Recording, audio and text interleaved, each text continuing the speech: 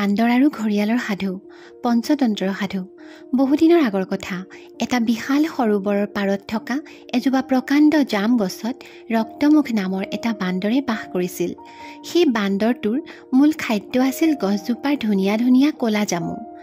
এদিনাখনৰ কথা, ক'ৰবাৰ পৰা আহি থকা বিকৰালমুখ নামৰ ঘৰিয়াল এটা সেই গছজোপাৰ তলতে ৰলহি। বান্দৰটোৱে তাৰ ঘৰৰ কাষতে আহি ৰোৱা দেখি ঘৰিয়ালটোক তাৰ অতিথি জ্ঞান কৰিলে আৰু ক'লে, তুমি আজি মোৰ অতিথি, তোমাক মোৰ ফালৰ পৰা দিবলৈ একো নাই যদিও গছত লাগি থকা পকা পকা জামুৰে তোমাক আপ্যায়ন কৰিব বিচাৰোঁ। তুমি যদি বেয়া নোপোৱা এই পকা জামু গ্ৰহণ কৰিব পাৰা। ঘৰিয়ালে ইচ্ছা প্ৰকাশ কৰাত বান্দৰে তাক পকা জামু দিলে। সি পকা জামু খাই বৰ তৃপ্তি লভিলে আৰু সদায় সেই ঠাইতে ৰ'দ পোৱাবলৈ আহি পকা জামুৰ সোৱাদ লয়। এনেদৰে আহোঁতে আহোঁতে দুয়োজনৰ মাজত বন্ধুত্ব গঢ়ি উঠিল। এদিন বিকৰাল মুখে বন্ধুৱে দিয়া কিছু জামু তাৰ ঘৈণীয়েকৰ বাবেও লৈ গ'ল। ঘৰিয়ালে দিয়া জামু খাই তাৰ ঘৈণীয়েকেও বৰ তৃপ্তি পালে। তাই জামু খাই থাকোঁতে মনে মনে ভাবিলে, যিটো বান্দৰে এই জামুবোৰ সদায় খাই থাকে তাৰ কিজানি কলিজাটো জামৰ দৰে ৰসাল আৰু সুস্বাদু হ'ব। সেইকাৰণে তাই বান্দৰটোৰ কলিজাটো খাবলৈ মন কৰিলে আৰু কথাটো তাই ঘৰিয়ালটোক ক'লে। ঘৰিয়ালটোৱে ঘৈণীয়েকৰ কথাটো ভাল নাপালে আৰু তাকে কৰিবলৈ অমান্তি হৈ ক'লে, বান্দৰটোক বধ কৰাটো মোৰ পক্ষে অসম্ভৱ, কাৰণ সি মোৰ বন্ধুৱেই নহয়, ভাতৃৰ দৰেও। ঘৰিয়ালৰ ঘৈণীয়েকে কিন্তু নিজৰ কথাত লাগি থাকিল। কথা হ'ল তাই বান্দৰৰ কলিজা খাবই।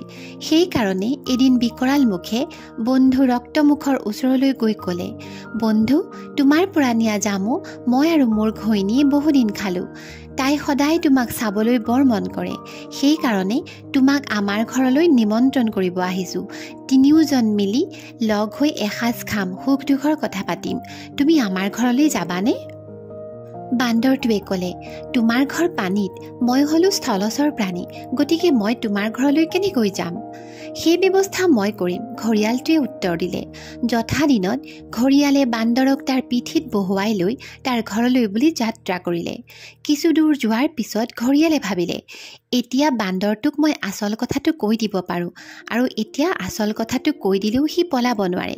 গতিকে ঘৰিয়ালটোৱে বান্দৰটোক তাৰ ঘৈণীয়েকৰ মনৰ কথাবোৰ বিৱৰি ক'লে। ঘৰিয়ালটোৱে ৰক্তমুখক ক'বলৈ ধৰিলে, তুমি হয়তো নাজানা যে মই তোমাক কিয় আমাৰ ঘৰলৈ লৈ আহিছোঁ। তুমি নিতৌ সুমিষ্ট জামুবোৰ খাই থকা বাবে তোমাৰ কলিজাটো জামুৰ দৰে ৰসাল আৰু সুমিষ্ট। সেইকাৰণে মোৰ মানুহজনীয়ে তোমাৰ কলিজাখনৰ সোৱাদ ল'ব খোজে। তোমাক মাৰি তাই তোমাৰ কলিজাটো খাব। ৰক্তমুখে লগে লগে এটা বুদ্ধি ভাঙি ক'লে, ইও ক'বলগীয়া কথানে? মোৰ যদি কলিজাটো তেওঁ খাই তৃপ্তি লভে, সেয়া মোৰ বাবেই সৌভাগ্যৰ কথা। পিছে এই সাধাৰণ কথাটো এতিয়া যে ক'লা, মোক লগত লৈ আহিবৰ সময়ত কিয় নক'লা? মোৰ ৰস ভৰা কলিজাটো যে মই আহিবৰ সময়ত গছৰ খুৰুঙত এৰি থৈ আহিছোঁ। এতিয়া কি হ'ব? মোৰ লগত ৰস নথকা শুকান কলিজাটোহে আছে। বান্দৰৰ কথাটো ঘৰিয়ালে সঁচা বুলি ভাবিলে। সেইবাবে ৰসাল কলিজাটো নিবলৈ বুলি ঘৰিয়ালটো পুনৰ আগৰ ঠাইলৈ আহিল। ঘৰিয়ালটো যেতিয়া সৰোবৰৰ পাৰ পালে, বান্দৰটোৱে একে জাপতে গছৰ ওপৰত উঠিল।